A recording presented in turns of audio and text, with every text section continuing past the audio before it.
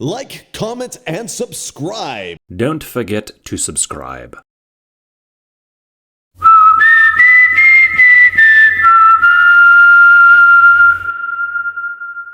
हैरोज एंड के एक गांव में जो गहरे जंगलों और घूमती हुई पहाड़ियों के दरमियान वाक़ है, एक पुरानी कहानी थी जो वालिदैन हर रात अपने बच्चों को सुनाते थे।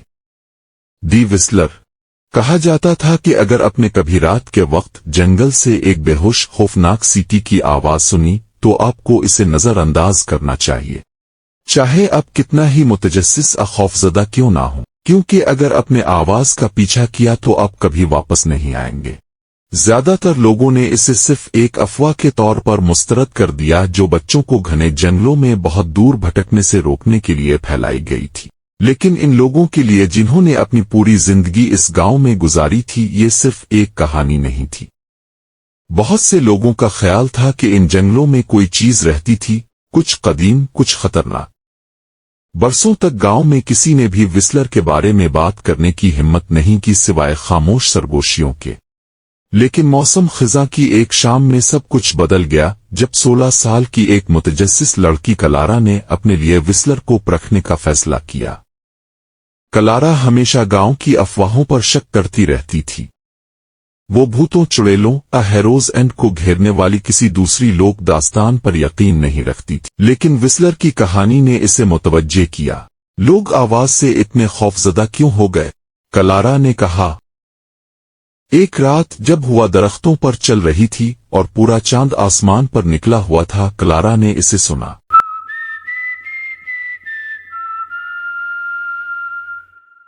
सीटी की आवाज जंगल के किनारे से आ रही थी। इसका दिल खौफ और जोश से धड़क रहा था। ये इसके लिए ये साबित करने का मौका था कि विस्लर एक अफसाने से ज्यादा कुछ नहीं था। कलारा ने अपना कोट पहना और घर से बाहर निकल गई। वो जंगल में पहुंची जहां दरख्त पर टंगी एक लालटेन इसके अक्स के लंबे लंबे साए बना रही थी। सीटी दोबारा आई, इस बार थोड़ी जोर से।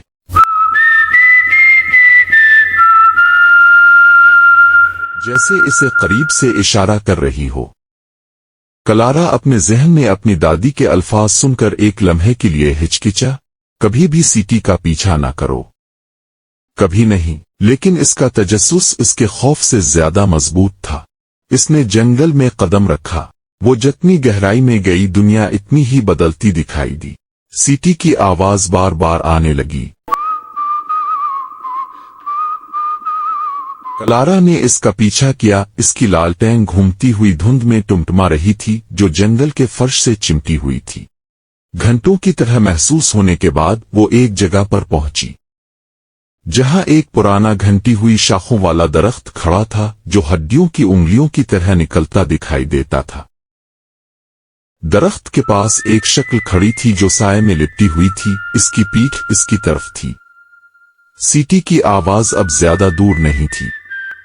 ये इस शक्ल से आ रही थी। कलारा की सांस हल्क में अटक गई। इसने दौड़ने की जबरदस्त ख्वाहिश महसूस की लेकिन इसकी टांगें नहीं हिली। सीटी जारी थी। तुम कौन हो? कलारा ने कहा।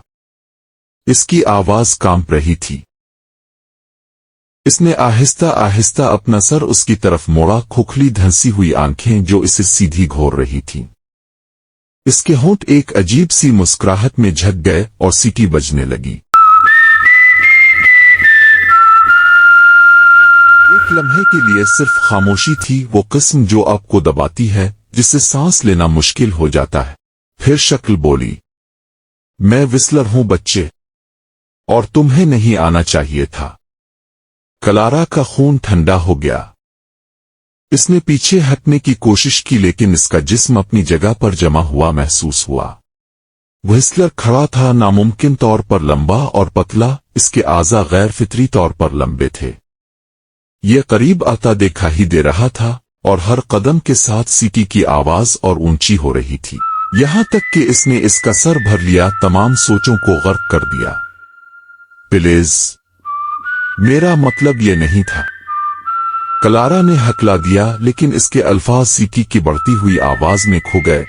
विस्लर ने कहा, मैं विस्लर हूं। और अगर एक बार तुम मेरी सीटी सुनो तो इसका मतलब तुम मेरे हो। अचानक सब कुछ सियाह हो गया। अगली सुबह देहातियों को जंगल के दरख्त पर कलारा की लालटेन मिली। वो कई दिन तक जंगल में तलाश करते रहे, लेकिन इसका कोई नाम और निशान ना था। सिर्फ बेहोश दूर सीटी जो दरख्तों के दरमियान से गूंजती थी। जब भी हुआ बिल्कुल ठीक चलती थी। इस दिन से आगे विस्लर के अफसाने में इजाफा हुआ और हेरोज एंड में किसी ने भी पुरानी वार्निंग्स को नजरअंदाज करने की हिम्मत नहीं की, क्योंकि वो जानते थे कि विस्लर अभी भी जंगल में छुपा हुआ है, सीटी का पीछा करने वाली अगली जान का इंतजार कर रहा है। और एक बार जब विस्लर ने सीटी बजाई तो इस खौफनाक राग से कोई बच नहीं सकता, जो आपको अंधेरे की गहराइयों में ले जाता है, कभी वापस न आने के लिए।